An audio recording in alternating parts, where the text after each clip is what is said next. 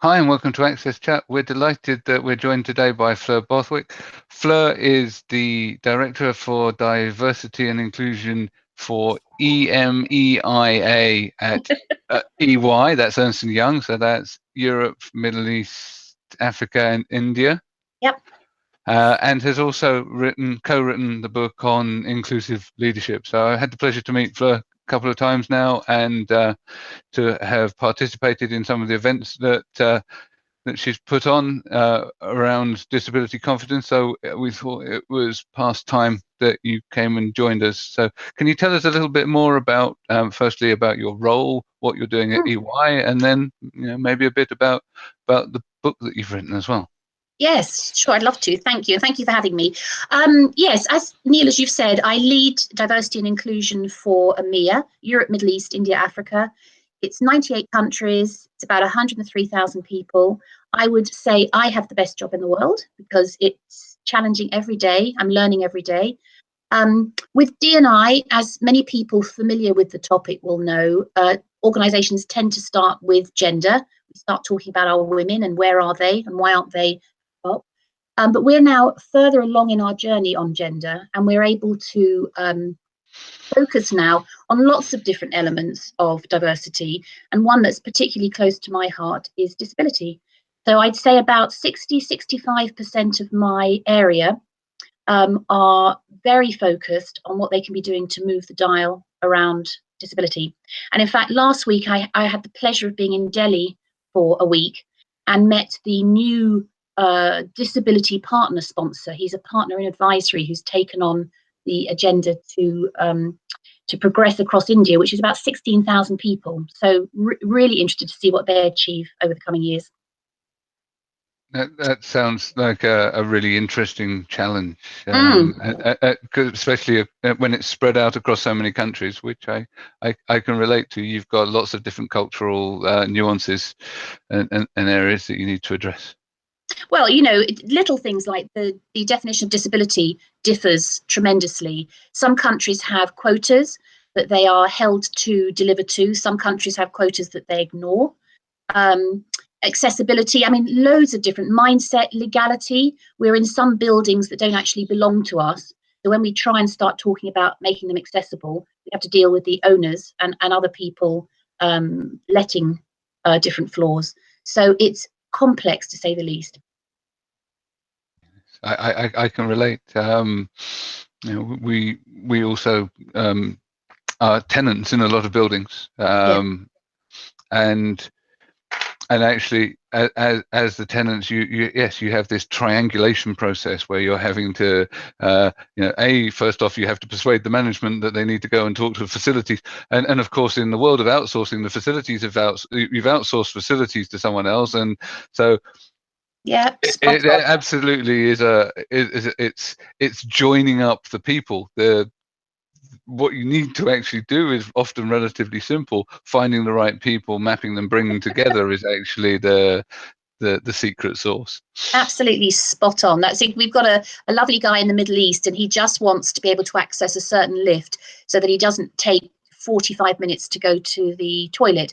And the amount of conversations we've had about this lift and access are unbelievable. You just get to a stage of wanting to say, just do it for me.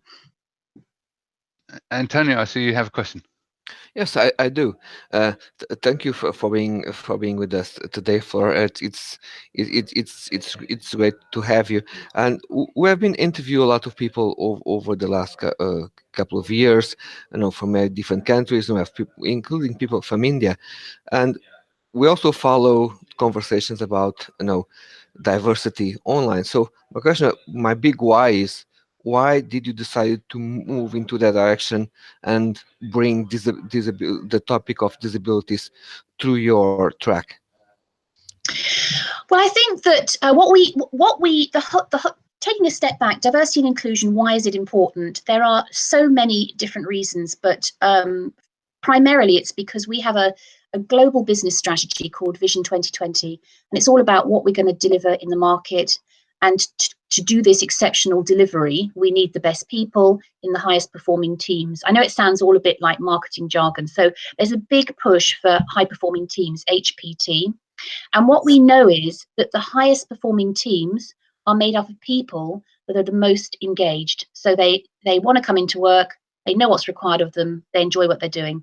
And we also know that the most engaged people are those who feel included, which is the lovely link to D&I. So this whole piece is around every single person and everybody's unique perspectives. So whilst it was easy to start with women, because it's actually the only consistent metric that we have right across EMEIA, very quickly our leadership was saying, but it isn't just about women, it's about lots of other people. And interestingly, and it's for another debate, but it's one of my pet interests, I do find in the D&I world quite often we then move on to talk about the LGBT plus community. And it's interesting to me because LGBT plus, who are very, very important, probably make up about 5% of our global population. And yet we know disability is at least double digits. And you hear different numbers, but Caroline Casey, my heroine, who Neil will have met at our conference, and actually Antonia is actually based in Ireland. She talks about over 1 billion people having a disability. So as leadership said, we want to look more broadly. Some areas started to look at millenniums and the new generations coming through. We had a big push on flexibility, informal flexibility. Some of our regions, not all of them for legal reasons, if nothing else, have also engaged with the LGBT plus agenda. But there was an interesting, consistent voice across many geographies saying, and what about disability? Because it's so broad. And I would say, and then I'll shut up because I could just keep talking about it. We, in the last 6 months, have launched our Purple Champion program, which is to engage with allies. And we have had the most phenomenal reaction and take up. Interestingly, 50%, over 50% are from India. So they've been my most enthusiastic. But we have a lovely website that allows you to say whether you're disabled or not. And we also have a section where you can tell your story if you want to.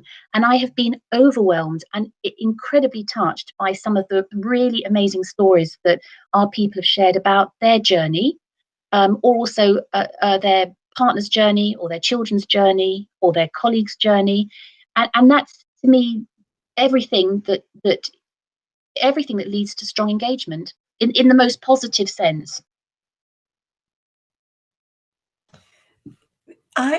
We had the pleasure of interviewing Laurie Golden from Ernst & Young, and Yes. I know that the work you're doing an amazing work with disability inclusion and diversity and inclusion all over the world.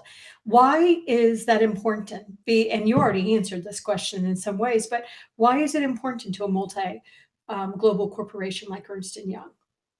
Well, we come at this in lots of different directions. If you hear Mark Weinberger speak, there's no doubt in my mind that he just gets this and did prior to his global role.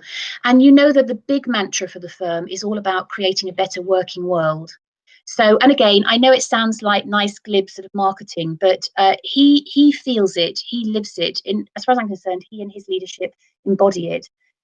And very recently, a wonderful guy, Marcel, who's actually a Dutch guy who heads up our financial services organization, I heard him speak, and he actually said to his partners, of course the clients are important, but just forget the clients for a minute, because actually without the great people, our EY people, we're not going to have those clients. We're not going to service them properly, and we'll lose them to competition. And it's rare, I think, to hear someone that senior flip the whole dynamic around and really start to talk about the importance of people. I'm not saying it's perfect everywhere. We have some people who may never get this agenda. But the reason I'm still at EY, and I've been there a decade now, and I'm sure Laurie would say it, is overall, more of the people you meet are the people that just get this and understand the importance of creating a better working world for everybody. I'll take myself off mute. It would help. So absolutely. I mean, we're very much aligned on the whys and wherefores, I think. And I think that it's we love Caroline too, by the way, and she was a guest on AXSChat only a few weeks before I came to your London event. So yeah, we're still in touch. In fact, I spoke with her this morning. So yeah, Brilliant. love what she's doing. Absolutely take on board what you're saying, that disability is the least well served of the diversity groups in pretty much all of the diversity programs in big corporates around the globe. Now there are some that stand out as doing great jobs, but if you look overall, it's underrepresented, it's underfunded, it's not where it should be, and yet we don't want, one of the things on AXSChat is we don't want to beat the companies up on that. We want to applaud and encourage. So we're here to say what you're doing is good. I particularly like all of the stuff that is going on within EY about your diversity networks, your dyslexia network, your stammering network. This is some really good things, positive things happening there. So I think it's absolutely, to be applauded, the work that's going on, but it does need to be at a strategic level. And I think what's next, and what Caroline Casey and you and I and AXSChat and the people-centered internet are all looking at is, how do we bring this stuff together to make it happen at a macro level globally, because it needs to happen, because it's something that's going to affect our global productivity, our global health, well-being, etc. So it's not just a company productivity issue, it's a global well-being issue and a global wealth issue. Beautifully said, Neil. And I'd add to that, my learning, and particularly listening to Caroline, who's getting in there in front of CEOs and having conversations with people like the Paul Polmans who can make a difference, is that the topic can be quite overwhelming. Where do you start? And as you start talking about it, you actually tend to come up with more challenges than you do solutions. And of course, because it is so diverse, it's slow progress.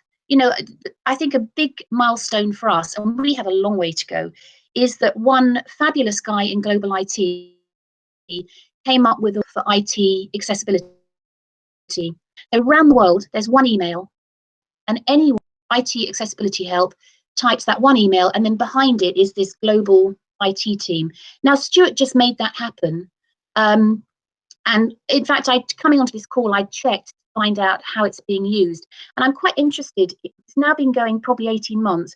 And for EMEIA, we've only had 216 requests, which makes me think still a lot of people probably don't know it exists. We need to make sure we get it out there. But I think it comes back to what small steps can you take that are going to have a really big impact. And Caroline is certainly saying she's getting in to see the CEOs, and they're saying, okay, I'll put this on my agenda, but what does that mean? What do you actually want me to do? I think that's where we all come in. I agree. And I think it's very important for businesses to learn from businesses. That's why I've been championing the International Labor Organization's Global Business Disability Network, which Neil ATOS just joined. And I believe Neil immediately took on managing a subcommittee, because he's just really good at stuff like that. This is the ILO that I hear people talk about. Yes? Yes, the ILO. It's global. Yes. Interesting. Yes, and I took it on because I really believe in this, but also because at the time of the 20 plus company multinationals that were involved, only 2 of them were US companies, and they were being represented by Europeans, and Europeans are fantastic, but we would sort of like American voices to be in there too. And so sure. I am facilitating conversations with them. But I also remember one time I was speaking at a diversity event, a SHRM event, Society of Human Resource Management. And there was somebody talking about diversity and inclusion, and they asked a question: what are the different types of diversity? And so I just sat and listened, because I thought, I want to see how long it takes for us to be included in this, because it's a room full of D&I. And so it was amazing how many different ones came up. But after about 18 different suggestions, still disability was not in there. Wow. So I finally couldn't stand anymore, and I put it in my hand and I said, what about disability? Oh, yeah, that one too. So it's often, as you said, an afterthought. And the accessibility, you know, I agree with what you said in that it is such an important point. And the good news about accessibility is when we make things more accessible for our customers and for our employees, we make it more accessible for everybody else. For everyone. Too. Yeah. Yeah, it becomes a win-win. And we're all big fans of Caroline Casey. She's a wonderful woman, and the Disability Confidence and the Purple Space. There's just so many cool programs out there, including the ILO program. But I think there's a lot to be hopeful about. And the business-to-business conversations seem to be changing these conversations. I see more activities happening from large corporations, multinational corporations like an Atos and Ernst & Young and others that are just really changing the world and sort of breaking down the barriers that have been there for so long. They're hard to, you know, dig into them and understand why they're even there. So, are you feeling a sort of momentum? I don't know. I just feel now might be our time. Now's our time to take more space. And you mentioned Purple Champions. Over in the UK, Kate Nash, the founder, Purple Space, had a great big campaign to get organisations to light up purple to mark the International Day of People with Disabilities in December. You'd be amazed at how many. I mean, we couldn't do all our buildings because of cost, but actually it wasn't even me. Some of our network managed to just change the light bulbs in the staff restaurant. Yes. You know, so I know, for instance, I've seen a really lovely strategy that's come through from Oceana at EY. So there's somebody who joined a couple of years ago and feels passionate that there should be more movement. And I don't know, I just feel there's a bit of momentum. Me going to India, you know, and meeting. India was lovely. In Chennai, one of our partners, for whatever reason, hired 2 deaf people. And they were so successful in this department. They ended up hiring another 5. And then they all decided to learn sign language. And they did this lovely video they showed me. And I thought, you know, when all those bits add up collaboratively, that's where we can really start taking a bit of space, making some noise. It is exciting. We had Kate Nash on the program, and we're huge fans of hers. But let me turn the microphone over to Antonio. Yes. Thank you, Deborah. So we have been talking here about, you know, supporting people with disabilities, creating networks, but how we can, you know, pass this empathy to outside our organization and through our own customers and to our own suppliers, you know, procurement, or, you know, how we make that possible, and somehow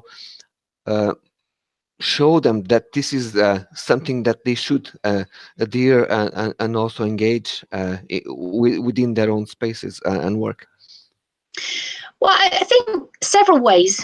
You know, we're always looking for good, strong ways to leverage our client relationships. And we can do that through lots of different diversity topics. And it's interesting how many want to talk, especially those who want to better understand what you're doing globally. So I think there's a lot of activity and good practice in the UK. It is more sparse when you move across EMEIA. There's not as many NGOs to help advise. So we're often asked what we're doing. In fact, most recently, we had a very big client come in, and it turned out they were doing a lot more than us. I learned far more from our conversation than they learned from me. We had the big, Neil talked about, he was one of our keynotes at a conference we hosted at the end of November, looking at how you take disability confidence global. And we had 90 people come from private sector, public sector, and some of the charities. And we targeted our clients to say, come and talk with us so we can work out ways that we can progress. And then for the countries that have networks, and that's primarily the UK, they will often have open events, panel events, where they will invite people in. Most recently, I am hosting in London an event for, I'm trying to think of the name, I think it's Autism Forward. It's a brand new charity looking at mentoring people with Asperger's syndrome into the workplace. And so we are hosting that, and then the charity will invite all the people on their database. So I think it's just sharing. It's, you know, edging forward and just sharing what we know without anyone showing off and saying they've got all the answers, because we don't. I think that's very true.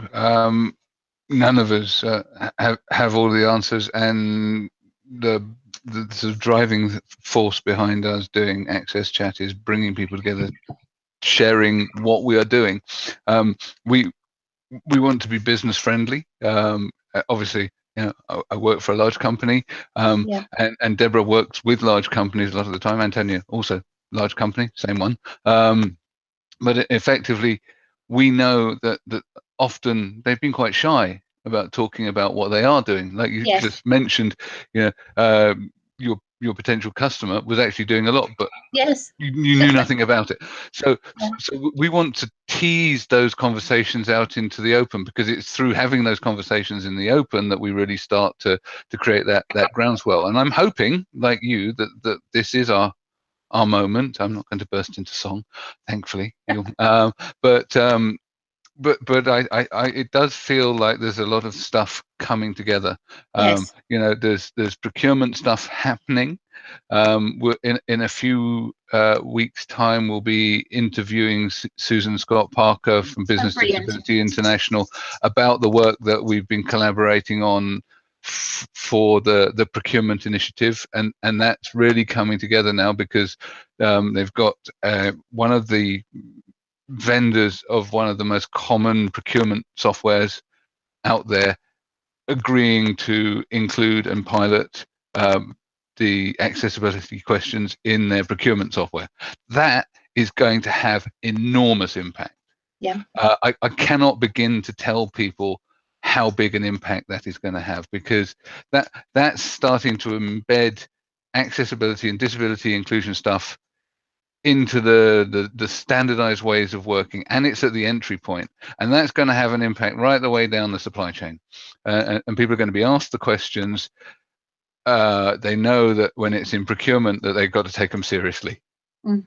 So that's going to have this sort of trickle down effect across the whole ecosystem. So these, for me, I'm optimistic at the moment. I think there's some amazing things happening. I think that also people are coming together, and I think that it's really nice to see the people coming together, to see the sharing, and it's one of those spaces, one of those particular topics where even competitors share information.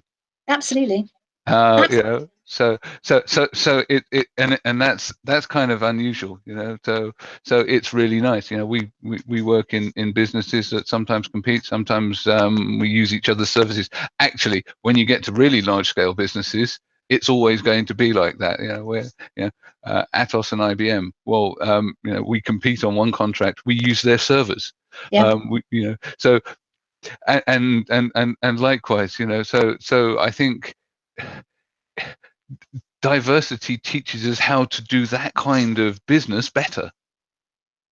What we need to do is get it on the topic at Davos. That's what I've been talking to Beth about, who's our phenomenal leader. She goes every year, and as you know, she said by email yesterday, we saw the gender agenda slowly creeping in, and she's pushed hard on LGBT. You know, this year I looked at all the fringe meetings, and there were 5 or 6 meetings that talked about disability, but we need the Paul Polmans to really push that topic in so it gets there in centre stage. Yes, no, agree. And I've been again, I know that Caroline's working hard on that, and you know, we're going to be supporting. No, but something I feel that is important is that we talk about this not on the dedicated panel about accessibility. No, indeed. On that is we have a panel to discuss the future of smart cities. We talk about this. We have another panel to discuss about talent and workforce. We talk about this.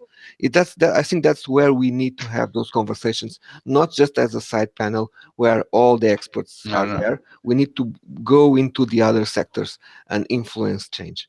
Yeah, I agree. I think the target for us, and I mean the collective us, Caroline, Fleur, myself, a lot of other people, is to get it onto the main agenda. So that it then gets the importance of it is understood, much like we've seen with LGBTQIA++. Because once you've got it into the mindset of the leadership, once they've understood the challenges and more importantly the opportunities, that's when you can start embedding it in all of the other stuff. That's when it starts being in the smart cities agenda. That's when it starts being in the, the sustainability agenda. It's starting to happen, and like Fleur says, there are mushrooms everywhere. Yes. But there needs to be that top-down coordination as well. Yeah. I've been doing this work for many years, and when I started getting more and more optimistic about it was when the businesses really stepped into this, when we started having the real business to business conversations. And the UK has been leading on this for many, many years. And of course, the United States, we've had our Americans with Disabilities Act since, gosh, I think it's our 28th anniversary. Wow. Coming here.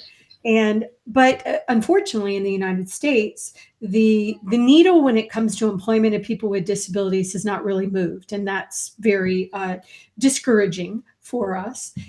But as more and more of the businesses got involved in these conversations, that's when we started seeing some. That's when we're starting to see some real wins with this. We, of course, have the NGOs and the disability organizations and the charity groups, all those different ones supporting the agencies, the governments. But it's very important for this to be embedded in the businesses, the corporations. So it's very exciting. But I am curious about your book. So tell us more about your book. Well, Charlotte, I've known for years. When I first got into diversity, she was at Barclays, and I just always enjoyed hearing her speak, always valued her thinking. And so we stayed in touch professionally, and we were out one evening talking about the speed of change, or the lack of it sometimes, and the fact that if you combined our years, we were hitting 30 years in the D&I world. And then we started talking about how so many people pop up in D&I because they are passionate, or they run a network, or I don't know, they have a disabled brother. And in fact, the reason we feel progress is so slow is that D&I tends in many companies to be a series of initiatives, nice to have, and they're not joined up, that the companies are not actually pushing real culture change. And, they put everyone through their inclusive leadership training, tick, a bit what we would call a sheep dip. And so the more we talked about it, the more we thought, wouldn't it be helpful, if nothing else, to put on paper everything we've learned, the do's and don'ts. We're not necessarily right, but we both have very different backgrounds. We've done a bit of banking together, but she's her own consultant now, so she goes into lots of different sized companies. I used to be investment banking. I'm now professional services. So I don't know, it started off as a bit of fun, and we thought we won't tell anyone, we'll just see if it happens, knowing that we are both lastminute.com, so it probably wouldn't. The first publisher we approached, and everyone sort of said, it's very hard to find a publisher. First publisher we approached said, oh yeah, that sounds really interesting. Can you show me your first chapter? Of course, we didn't have anything, so we sat there and bashed out this first chapter. And long story short, within 6 weeks, we had a contract. And then we sort of looked at each other and said, oh my gosh, we're going to have to do this now. We're going to have to produce this book. We just we did different chapters, and then we read each other's chapters. It was amazing. We never fell out. We never disagreed. We had robust conversations, but fundamentally, both of us will say the same thing. This is a big picture organizational change. You can't start a women's network and do some leadership training and reckon you're there. This is, deep change we're looking for. And absolutely, we don't want sheep dipping, because that can be shorn off. It's I like that. Yeah, well, that's it. I mean, we've seen similar things with where they've done unconscious bias training, and they reckon that the effect is definitely positive, but it's short term. Yeah. So people have the training, and it's there in the front of their mind for a little while, and then it tails off. So there needs to be this repeated thing. Whereas if you're embedding it into the culture, it's always there. And I know that this is something. I was at Barclays HQ yesterday for the Batter AGM. I've been told it's Batter, not Barter, because it was started by Northerners.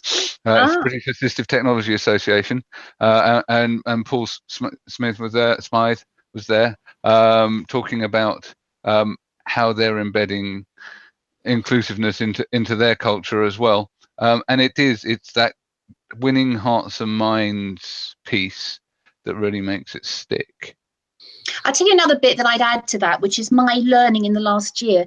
I've come across a behavioural economist, yes, I think, called Iris Bonet, and she's written a book called What Works. And she says, and this isn't a direct quote, but I found it fascinating. She says she's not a gender expert, but her belief is that leadership training, inclusive leadership training, doesn't get you where you want to go. And she says, perhaps we should spend less time influencing mindset and behaviours and actually change processes. Because if you change the process, you drive a different behaviour. And her example, which isn't D&I, but works with me, is that for years we tried to convince people to turn their lights off when they left a hotel room. And we used to talk about climate change and sustainability, and people didn't. They left their phone charging. Now you usually have a fob key, and you put it in a box quite often, turns the light on.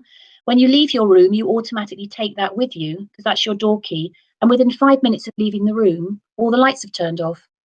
Job done. It doesn't really matter whether I buy climate change or not. The electricity turns off in my hotel room. Yeah, I think, and that's great.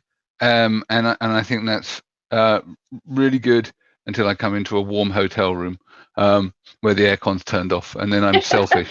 But yeah, I take your point. And process is hugely important, and that's why the whole procurement piece is happening. It's a change in process. It's getting it embedded into process.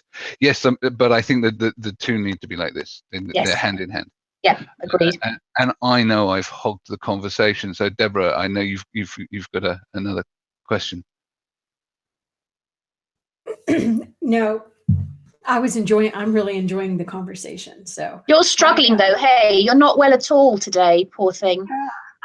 I know. We are. The flu is rampant in the United States, unfortunately. So it's a really hard cold and flu season here in the US. So excuse me for all of that, but no.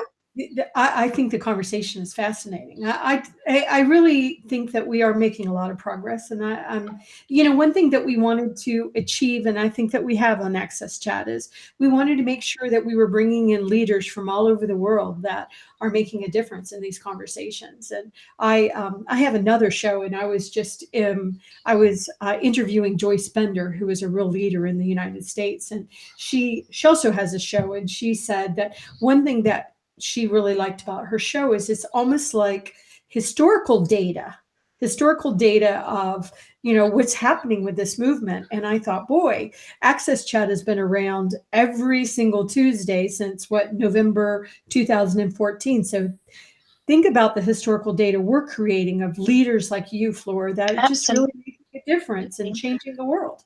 So I think there's a lot to be hopeful about. Still a lot of work to do, and it's going to take all of us doing it, but I think there's a lot to be hopeful for. That could be your fourth book, dipping into all those different people you've had on this program and pulling out the nuggets of the, how to. Could be really interesting. I know, we talked about that.